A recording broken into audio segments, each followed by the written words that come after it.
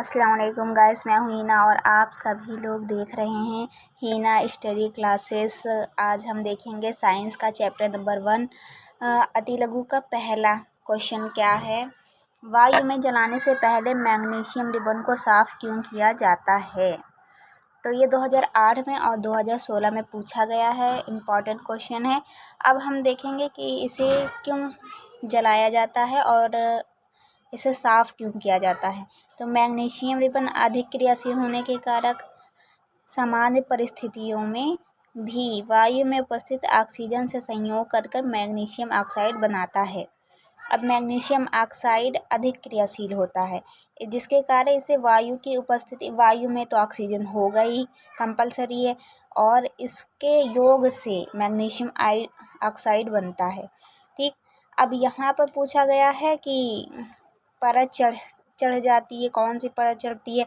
तो यहाँ पर जिससे मैग्नीशियम रिबन के ऊपर मैग्नीशियम ऑक्साइड की परत चढ़ जाती है। ठीक, अब यहाँ पर देखेंगे कि इसमें इस परत तथा अन्य अशुद्धियाँ जैसे धूल, कण, नमी आदि को हटाकर शुद्ध मैग्नीशियम प्राप्त करने के लिए इसे वायु में जलाने से पहले साफ़ कर लेना चाहिए। कोई भी पदार्थ हो तो फिर हम पहले उसे साफ़ करते हैं, उसके बाद उसका यूज़ करते हैं, तो वही यहाँ पर बताया गया है।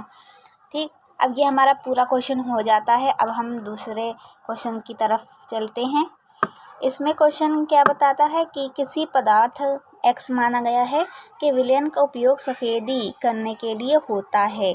ठीक, ऐसा कौन सा पदार्थ है कि सफ़ेद करने के लिए उसका उपयोग होता है। ठीक, अब यहाँ पर क्वेश्चन दिया गया है कि पहला है पदार्थ X का नाम और इसका सूत्र लिखिए। अब हम देखेंगे दूसरा क्वेश्चन ये है कि ऊपर मतलब कि क्वेश्चन नंबर 1 जो है उसमें लिखे पदार्थ X की जल के साथ अभिक्रिया लिखिए कि जल के साथ अभिक्रिया होने पे क्या होता है, क्या रिएक्शन प्राप्त होती है हमें। ये 2008 में और 2015 में NCERT से पूछा गया है। अब पहला क्वेश्चन जो हमने कहा था कि इसका सफ़ेदी जो होती है पदार्थ पे, तो वो कैसे प्राप्त होती है और कौन सा सूत्र है। ठीक, तो पदार्थ X का नाम कैल्शियम ऑक्साइड है। ठीक, शुष्क चूना या बिना बुझा हुआ चूना कह सकते हैं। इसका सूत्र कैल्शियम ऑक्साइड होता है। ठीक, CaO। अब दूसरा क्वेश्चन था कि जल के साथ अभिक्रिया करेंगे तो क्या प्राप्त होता है। तो जल के साथ अभिक्रिया करने पे देखिए कैल्शियम, यहाँ पर देखिए हम कैल्शियम ऑक्साइड प्लस H2O जल का सूत्र है।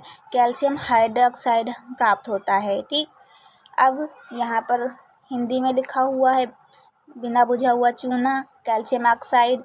यहाँ से सूत्र, यहाँ पर सवाल भी पूछे जा सकते हैं कि बिना बुझा हुआ चूने को रासायनिक सूत्र दीजिए, या फिर एक एक नंबर में ऐसे पूछा जाता है। ठीक है, तो फिर हम यहाँ पर देखेंगे कैल्शियम ऑक्साइड है प्लस H2O जल और फिर कैल्शियम हाइड्रोक्साइड।